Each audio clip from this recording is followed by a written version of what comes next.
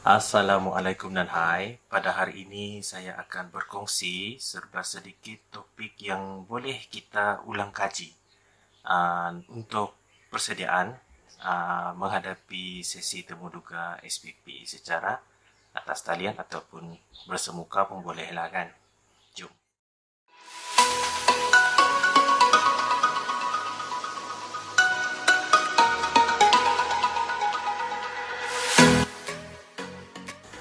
Okey, baiklah. Saya tidak mahu membuang masa. Dalam video ini, saya akan memberi beberapa topik lah.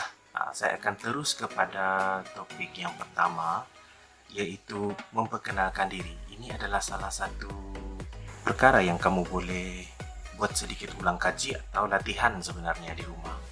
Memandangkan sesi memperkenalkan diri ini sebenarnya adalah sesi yang biasa ataupun satu kemestian dalam semua interview. Tidak kisahlah sama ada interview SPP ataupun interview biasa, interview kerja-kerja yang lain. Okay, sesi memperkenalkan diri ni dia kebanyakannya memang akan melihat kepada keyakinan diri, kemahiran berkomunikasi kamu, dan kelebihan bagi sesi temuduga secara atas talian ni sebenarnya adalah kamu boleh berlatih. Kenapa saya cakap kamu boleh berlatih? Sebab kamu temuduga secara atas talian. Anda temuduga secara atas talian di hadapan kamera, di hadapan handphone, di hadapan laptop. Kamu ada handphone sekarang kan? Kamu ada laptop sekarang kan? Kamera, cakaplah depan kamera laptop kamu. Kamu boleh cakap depan smartphone kamu, rakam dan tengok semula. Itu adalah salah satu cara untuk kamu berlatih untuk memperkenalkan diri. Okey, dalam sesi memperkenalkan diri ada dua situasi, iaitu di mana yang pertama panel menentukan apakah yang kamu perlu bagi tahu, apakah maklumat yang perlu kamu perkenalkan. Dan yang kedua adalah secara bebas. Panel tidak menetapkan apa yang perlu diperkenalkan. Jadi di sini terpulang kepada kamu, terpulang kepada anda untuk memperkenalkan diri, memberitahu apakah maklumat-maklumat diri kamu. Bagi saya, perkenalkanlah diri mengikut gaya masing-masing. Sebab ianya sebenarnya adalah bergantung kepada kreativiti dan juga cara kamu berfikir. Okey, sebaiknya satu-satunya panduan yang saya boleh berilah adalah perkenalkanlah perkara yang boleh memberi ataupun berkaitan dengan interview kamu. Okey. Kalau kamu interview SPP untuk menjadi seorang guru, janganlah beritahu apa hobi kamu, apa makanan kamu, makanan kegemaran kamu. Lepas tu cerita tentang kamu suka melancong ke sana ke sini. Okey. Tetapi ada beberapa situasi di mana perkara ini dikecualikan. Contohnya hobi. Saya beri contoh hobi. Hobi kamu bermain gitar dan juga bermain piano. Dan juga kamu memohon untuk menjadi seorang guru muzik. Kamu boleh beritahu, maklumkan, hobi saya adalah bermain muzik. Saya pernah melakukan persembahan di beberapa majlis. Contohlah siapa YB ke apakah kan. Dan saya memang sangat suka dan cinta dengan muzik ni. Jadi saya harap dengan bakat yang saya ada ni, saya mahu meneruskan atau mengembangkan lagi dalam bidang pendidikan muzik. Sebab itulah saya apply pendidikan muzik ni. Macam tu, itu ada kaitan. Jadi bagi saya terpulanglah kepada kamu, bagaimana kamu ingin memperkenalkan diri kamu. Banyak contoh-contoh untuk memperkenalkan diri sebenarnya dekat online, dekat YouTube, dekat Google kan. Okay, untuk topik yang kedua pula adalah kamu perlu mengulang kaji tentang SPP sebenarnya. Kamu perlu cari serba sedikit tentang SPP. Okay, siapa SPP ni sebenarnya?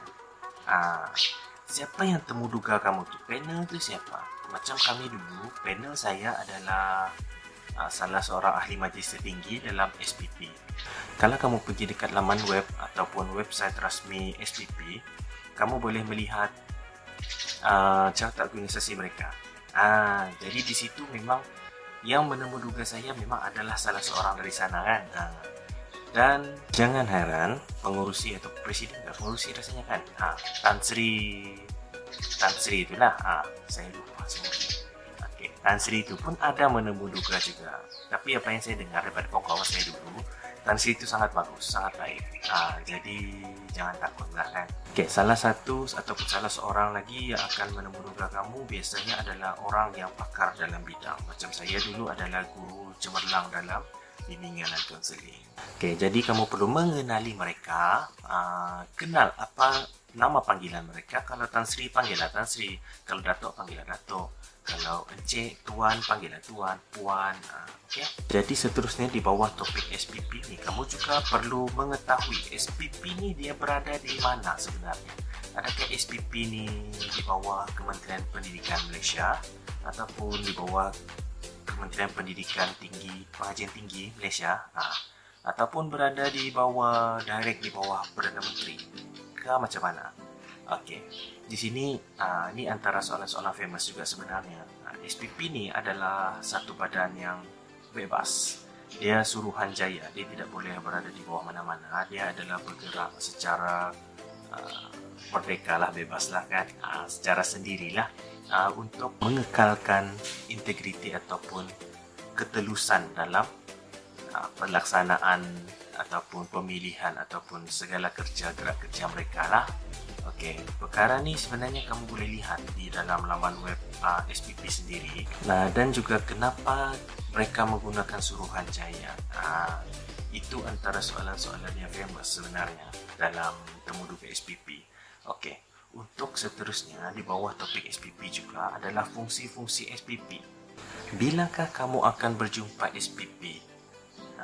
Adakah masa temuduga ni sahaja ataupun macam mana? Sebenarnya kamu boleh melihat dari laman web rasmi SPP juga apa fungsi-fungsi mereka. Berdasarkan apa yang saya lihat ataupun apa yang saya ingatlah sebenarnya. Yang pertama, tugas mereka ni melantik. Yang kedua, kalau ada kesalahan tata tertib ataupun kenaikan pangkat ataupun pengesahan jawatan, bertukar perkhidmatan ataupun pemberian taraf berpencen, KWSP macam tu, kita akan berurusan dengan SPP. Itulah tugas-tugas mereka. Tugas-tugas SPP ni sebenarnya sangat penting lah dalam bidang pendidikan, sebab kalau dalam dalam jawatan awam, penjawat awam yang lain, mereka diuruskan oleh SPA, GPA pun ada kan. Tapi untuk dalam bidang pendidikan ni, kita diuruskan sepenuhnya oleh SPP. Jadi jangan risau, kita tidak akan bercampur dengan yang lain. Dan juga SPP adalah satu badan yang sangat berintegriti lah untuk melaksanakan tugas-tugas mereka. Okey, topik yang seterusnya adalah tentang PBS, Pentaksiran Berasaskan Sekolah. Ya. Pentaksiran Berasaskan Sekolah. PBS ni adalah satu topik yang agak hangat diperkatakan ketika UPSR dimansuhkan, pengumuman UPSR dimansuhkan. Okey, di bawah PBS ni sebenarnya dia ada beberapa komponen. Bagaimana kita untuk menilai? PBS ni adalah cara untuk kita menilai murid. Okey. Kalau dulu kan kita hanya menilai melalui UPSR, lepas tu kita dari UPSR tu saja kita akan masuk ke sekolah menengah, ke mana-mana lah kan. Okay. Yang ni khas untuk sekolah rendah. Sebab saya merupakan dalam bidang sekolah rendah, saya guru sekolah rendah, jadi saya fokus kepada sekolah rendah lah kan. Okey, yang komponen yang pertama adalah PBD, iaitu PBD ni Pentaksiran Bilik Darjah menilai semua murid. Kita berikan mereka tahap 1 hingga tahap 6. Kita nilailah mereka berada pada tahap mana. Tahap 3 tu adalah tahap minimum lah, luluslah kiranya. Tahap 1 dengan tahap 2 tu biasanya murid-murid pemulihan.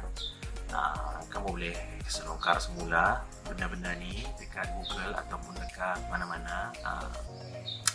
Banyak sebenarnya bahan-bahan dekat Google, dekat Telegram pun ada panduan-panduan tentang memberikan PBS, PBD ni. Okay, seterusnya, komponen seterusnya adalah tentang PAJSK. PAJSK ni adalah dari segi kokurikulum murid, ujian sekap, penglibatan kokurikulum di sekolah, kelab persatuan dan juga permainan, unit beruniform, dan seterusnya juga ekstra kurikulum, iaitu pertandingan-pertandingan luar yang murid sertai. Yang terakhir adalah pentafsiran psikometrik. Pentafsiran psikometrik ini kebiasaannya dilaksanakan oleh guru bimbingan konseling, yaitu ujian aptitude dan juga inventory psikologi. Yang ini rasanya tidak akan terlalu ditekankan lah, karena benda ni sudah terlalu mendalam. Kalau kita tidak belajar memang kita tidak akan tahulah. Okey, tapi secara asasnya untuk menggantikan UPSR, penilaian yang dilaksanakan kepada murid-murid ini ada 3 komponen, yaitu PBD, PAJSK dan juga psikometri. Okey, topik seterusnya yang terakhir dalam video ini adalah tentang PDPR. Okey, dalam PDPR ada beberapa definisi lah, tapi definisi yang saya ambil ni adalah definisi secara operasi, yaitu definisi secara pelaksanaannya lah, bagaimana kita melaksanakan. Okey, PDPR ni dia merupakan proses PDP, proses pengajaran dan pembelajaran yang dilaksanakan di rumah. Okey, ataupun di pusat-pusat tertentu, iaitu macam pusat komuniti kah, ada sekolah yang melaksanakannya di Balai Raya, ada di surau. Tapi buat masa sekarang kalau saya tidak silap memang tidak dibenarkanlah berada di pusat ni. Hanya pembelajaran dan pengajaran di rumah sahaja. Ini bermaksud PDPR boleh dilaksanakan secara online, secara offline, gabungan atau secara offsite. Offsite ni di pusat-pusat tertentu tadi itulah macam saya cakapkan.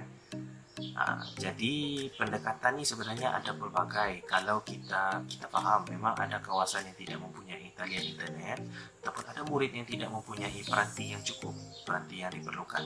Dan harga peranti ini bukanlah 100-200 kan. Kalau yang berkualiti tinggi punya memang 500 ke atas kan. Jadi tidak semua orang mampu untuk membelinya.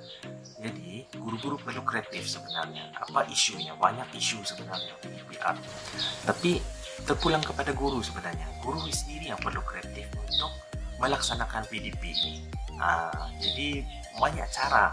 Macam sekolah saya sendiri, kawasan kami tidak mempunyai talian internet yang sangat bagus lah, walaupun ada murid-murid yang memang mampu untuk membeli peranti, tetapi tidak semua. Jadi kami mengambil kaedah ataupun pendekatan pembelajaran di rumah. Kami hanya beri video melalui WhatsApp ataupun beri tugasan melalui WhatsApp, dan kebanyakan latihan ataupun lembaran kerja hanya diberi dalam box, yaitu box di sekolah lah. Kami ada box di sekolah dan juga murid akan mengambil di dalam box tu, ataupun ibu bapalah wakil akan mengambil dalam box dan membuat di rumah ataupun melihat video di rumah. Kemudian akan menghantar tugasan itu semula ke dalam box kedua. Kami ada warna-warna lah, box kedua yang berwarna lain lah. Dan kami guru-guru akan ambil dalam box itu, semak dan masukkan dalam box ketiga. Dan kemudian bila ibu bapa datang, mereka akan ambil tugasnya yang sudah disemak dalam box yang ketiga itu antara salah satu kaedah yang kami rasa berkesan lah. Tapi situasi ini juga tidak sesuai, ataupun teknik kami, kaedah yang kami laksanakan tidak sesuai sekiranya sekolah tu berada agak jauh daripada rumah-rumah murid. Macam sekolah kami ini memang murid berada di sekitar sekolah saja, jadi tidak ada masalah. Kalau murid tu rumah dia agak jauh, jadi saya rasa tidak sesuai lah kalau kita mau laksanakan kaedah ini. Ada macam-macam kaedah lagi, yaitu secara online sepenuhnya, Google Meet, ataupun kita boleh rakam satu kelas tu 30 minit di dalam YouTube. Kita post dalam YouTube. Kalau kamu tengok sekarang ni, banyak guru-guru terpaksa menjadi YouTuber. Macam saya sendiri pun kalau kamu tengok dekat channel saya memang akan adalah video-video yang saya postkan, tapi itu belakang cerita. Semua tu adalah bergantung kepada kreativiti guru tu, macam mana mereka melaksanakan PDPR ni berdasarkan kesesuaian di sekolah. Jadi secara amnya ini adalah beberapa topik yang kamu boleh membuat ulang kaji, ataupun topik-topik hangat lah yang saya jangka memang akan ada ditanya. Mungkin tidak pada kamu, tapi ada sedikitlah memberi input lah kepada kamu, Anda yang akan menghadapi temu duga SPP ini. Jika kamu suka video saya ini, boleh komen untuk sebarang cadangan ataupun pertanyaan, boleh like dan share. Jika kamu tidak keberatan, boleh subscribe. Jadi YouTuber betul nih. Oke, itu sahaja untuk video kali ini. Sekian, terima kasih.